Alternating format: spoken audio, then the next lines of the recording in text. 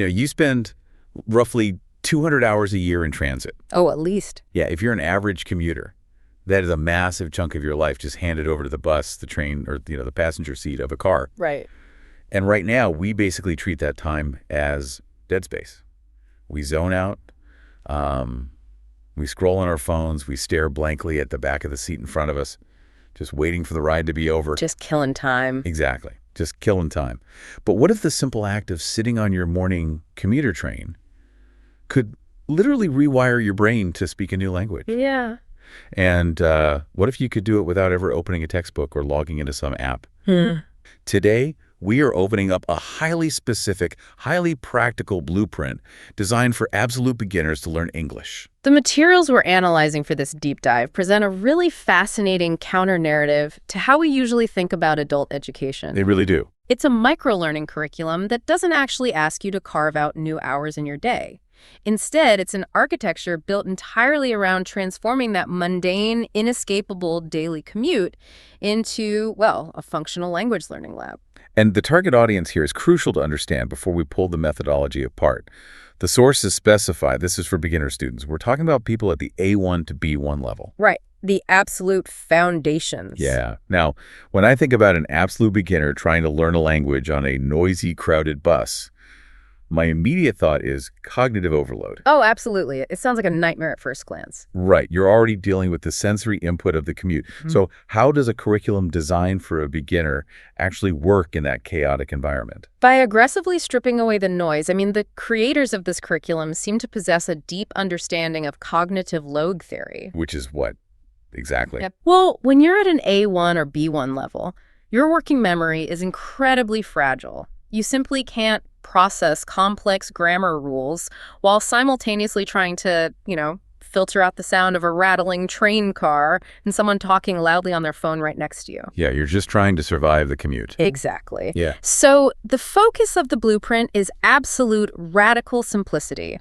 The speech is meant to be slow, clear, and highly intentional. It's kind of a rejection of the traditional classroom model, isn't it? Total rejection. It's not a teacher writing 20 new vocabulary words on a whiteboard and expecting you to just memorize them. This is about building a foundation of confidence, brick by very small brick, specifically during a window of time when the learner's brain is usually just idling. That idling brain is really the core premise of this entire system. The primary idea jumping out of our sources is that a typical commute provides this natural, built-in window of about 15 to 30 minutes of free time. It's found time. Found time, yeah. Like finding a $20 bill in a winter coat. Yeah. And the claim the curriculum makes is that this specific window allows people to learn English without exerting any, and I'm quoting here, extra effort outside of their normal daily routine. That phrase, no extra effort, is the psychological linchpin of the whole operation. But let me challenge that premise right out of the gate. Sure. Because we are conditioned to believe that serious learning requires serious suffering. Right, the whole no pain, no gain mentality. Exactly. If I want to learn something as massively complex as a brand new language with its entirely different syntax and vocabulary, don't I need hours of unbroken concentration at a desk? You would think so. Is a 15 to 30 minute window of basically passive travel actually enough to move the needle? Or is this just a feel-good productivity hack that doesn't yield real fluency? It's the most vital question to ask, really, because it forces us to look at why adult language learners fail so frequently. And they do fail a lot. A huge percentage of the time, yeah. But if we synthesize the behavioral psychology behind this commute-based approach, the brilliance actually isn't in the length of time at all. It's entirely about bypassing the friction of initiation. The friction of initiation. Okay, break that down. Think about the biggest hurdle in learning anything new as an adult. It rarely is the raw difficulty of the material itself. The failure point is the administrative overhead of studying. Oh, wow. Right. Yeah. It's the act of looking at your calendar, finding a free hour that doesn't actually exist, sitting down at a desk after an exhausting day, and forcing your brain to engage with flashcards. The dreaded scheduling friction. By the time 8 p.m. rolls around, the decision fatigue from the workday has completely depleted your willpower. Precisely. Your prefrontal cortex, the part of the brain responsible for executive function and forcing you to do things you don't necessarily want to do, is just exhausted. It's offline. It's totally offline. So what this curriculum does is it completely bypasses the prefrontal cortex. It attaches a brand new, cognitively demanding habit learning English to an existing, inescapable physical routine. Because you can't skip your commute. Exactly. You have to get to work or you have to get to school. By merging the learning process with the physical act of commuting, it removes the decision-making process entirely. You don't have to decide to study today. You simply have to get on the bus. Yes. It essentially takes the environment and makes it a captive classroom. You're stuck there anyway. You might as well do something with it. Right. And from a neurological standpoint, making a habit frictionless makes consistency almost guaranteed. When you study for 15 minutes every single day in the exact same environment, your brain begins to associate that physical space with that specific cognitive state. So the bus becomes a trigger for learning. Exactly. The consistency builds the myelin sheath around the neural pathways much more effectively than, say, a sporadic 3-hour cram session done once a month on a Sunday afternoon. Okay, so if the whole point is bypassing the friction of opening a textbook and relying on this 15-minute captive window, we immediately run into a new problem. Which is? How do you actually study without study materials? Right. I mean, sitting on a bus and deciding you're going to learn English doesn't magically download the vocabulary into your temporal lobe. You need a mechanism. And the curriculum solves this by turning the physical environment of the bus itself into the textbook. The transition from the theory of habit building to the actual tactile practice is where this blueprint gets incredibly clever. Yeah, the source material introduces the very first concrete method, and they call it labeling, or naming things. Yeah, labeling. The curriculum prompts the learner to look outside the window or look around the interior of the vehicle and actively identify what they see in real time. So they're just scanning their environment. Right. And the examples provided in the text are simple declarative sentences like, I see a tree, I see a car. Very basic. Now, the absolutely crucial rule here, the non-negotiable instruction of this method, is that the learner must say it in English, bypassing their native language entirely. No translating in your head? Nope. They even provide a highly curated starter vocabulary list for this exact environment. The words they want the beginner to focus on are passenger seat, ticket, and bag. Notice how grounded those 4 words are in the immediate physical reality of the learner. They are very tangible, yes. But wait, hold on. I need to play the skeptic again. Go for it. Let's imagine I'm this beginner. I'm sitting on a train, looking around, and I'm just pointing at things and whispering, I see a car, I see a seat, I see a passenger, to myself. Okay. I mean, I'm not learning grammar. I'm not learning how to conjugate verbs or form complex thoughts. I'm just listing nouns. Isn't this how a toddler learns to speak? Yes. So does this actually translate to being able to hold a real conversation with a native speaker? Or is it just a parlor trick to make you feel like you're learning? It absolutely mirrors how a toddler learns, and that is precisely why it is so effective. We tend to dismiss the toddler phase of language acquisition as, basic. Because it looks simple from the outside. Right. But what's happening under the hood is remarkably sophisticated and biologically optimal. If we unpack the cognitive mechanics of this labeling exercise, it's actually a profound shortcut to fluency. A shortcut? How? Well, when most adults try to learn a second language in a traditional classroom, they rely heavily on a translation bridge. Okay, explain that translation bridge concept. What is actually happening in the brain there? Let's use the tree outside the bus window as an example. An adult learner looks out the window and sees the physical object. Their brain immediately accesses their native word for it. So if they speak Spanish, they think of the Spanish word first. Exactly. Let's say they're a native Spanish speaker, so their brain fires the neural network for arbol. Then their brain has to mentally open a dictionary, find the English equivalent, and finally produce the word tree. That sounds exhausting. It's a slow, cognitively taxing, 3-step process. Object to native language, to target language. It's like taking a layover instead of a direct flight. That's a great way to put it. You're flying from the visual object, stopping over at your native language, and then catching a connecting flight to English. And you can always tell when someone is doing this in a conversation, can't you? Oh, absolutely.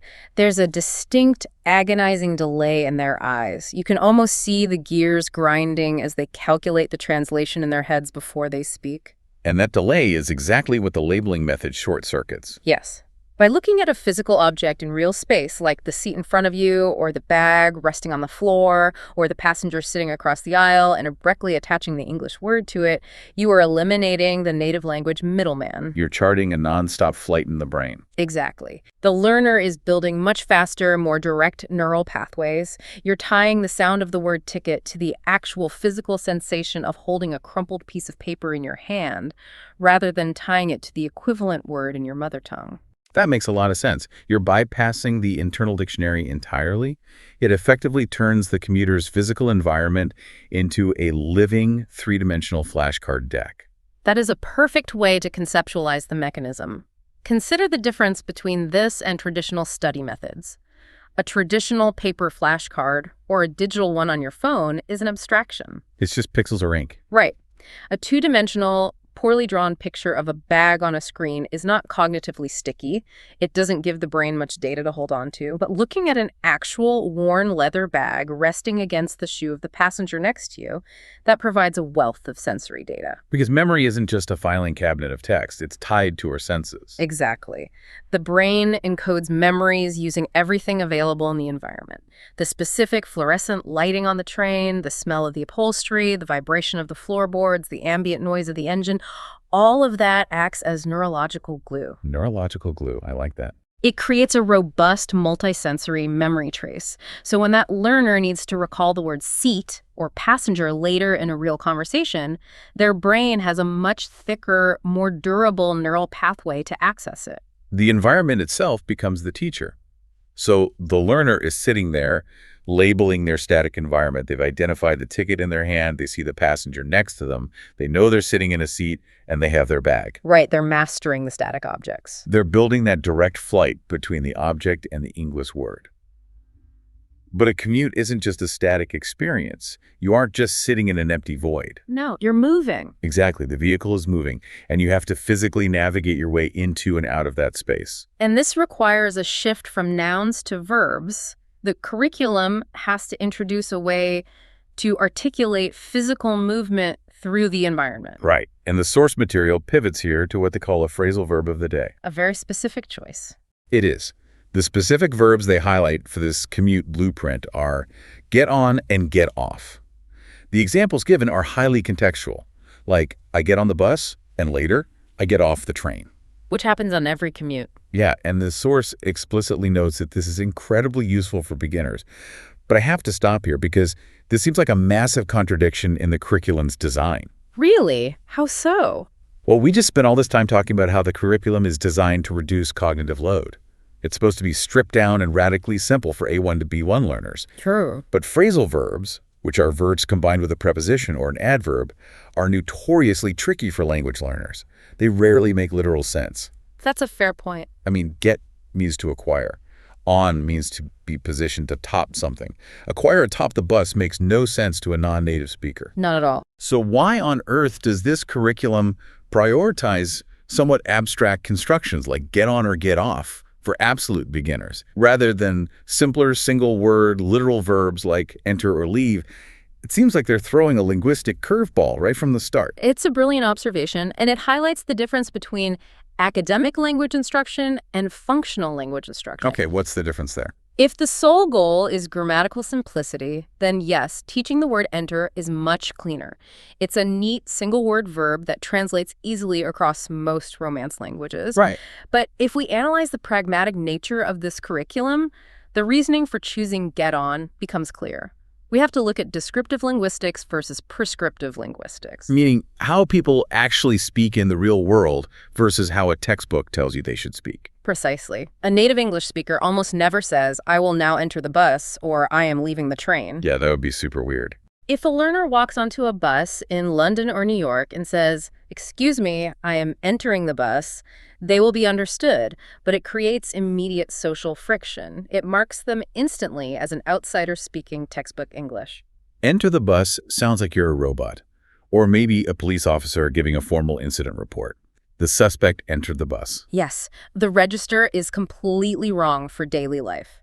The reality is, native speakers overwhelmingly use getting on and getting off in the context of transit. So it's about blending in. It is. The goal of this blueprint isn't just to help a beginner pass a written grammar test. It's to teach functional, conversational English that allows them to navigate the real world. That makes sense. By teaching these specific phrasal verbs immediately, the curriculum serves two massive purposes. First, it tunes the beginner's ear to the actual messy rhythm of native speech right away.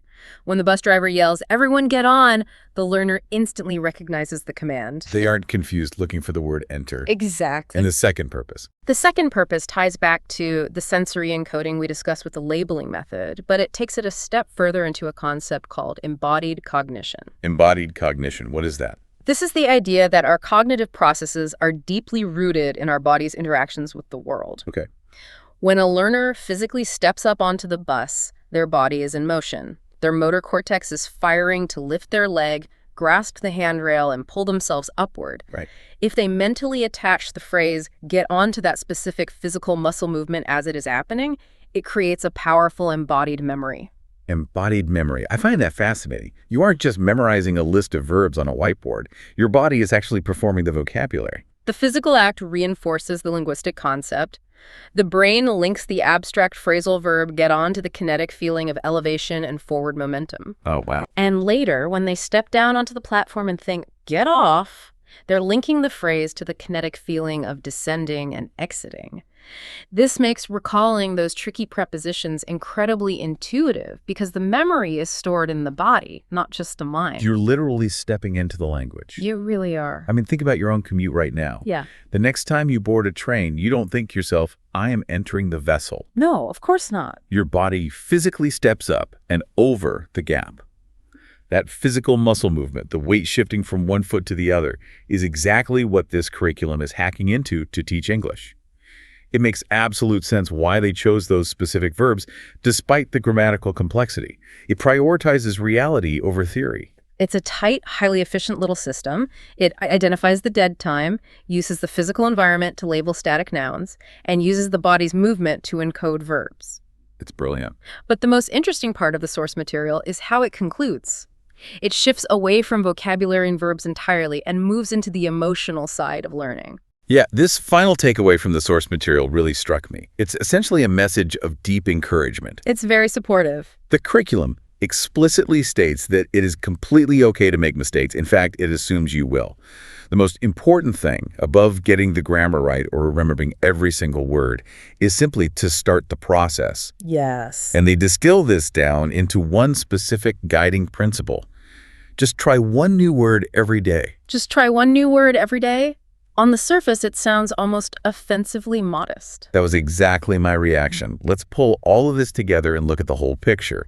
We've taken this journey today through this commute blueprint. Right. We started with dead transit time, rescuing those lost 15 to 30 minutes. We explored how to use the tactile world around us to build direct neurological flights bypassing translation, to look at trees and cars and tickets. We covered a lot of ground. We really did. We learned how to hack our motor cortex to navigate through that transit space with the highly practical phrasal verbs get on and get off. We built this sophisticated, scientifically sound learning engine. And then, after giving you all these high-level tools, the ultimate advice is to just aim for one single word a day. One word a day is 365 words a year. That's a fraction of a toddler's vocabulary. It is. Why build this incredible system just to set the bar so incredibly low? Because setting the bar low is the only way to keep the system running. Explain that. If we dive into the psychology of language acquisition, there's a concept developed by linguist Stephen Krashen called the affective filter. It's one of the most important concepts for any adult learner to understand. The affective filter. The affective filter is an invisible psychological barrier that prevents learning when a student is stressed, anxious, or lacking self-confidence. Oh, I think everyone has experienced that in a classroom. The teacher calls on you, your heart rate spikes, your palms sweat, and suddenly you can't remember a single thing you studied the night before. Exactly. Their mind just goes completely blank. That is the affective filter slamming shut. From a biological perspective, when you set a massive, overwhelming goal like, "I need to become fluent in English so I can get a better job," your brain often interprets that massive pressure as a threat. It literally thinks you're in danger. Yes. The amygdala activates, releasing cortisol, the stress hormone, and here is the critical part.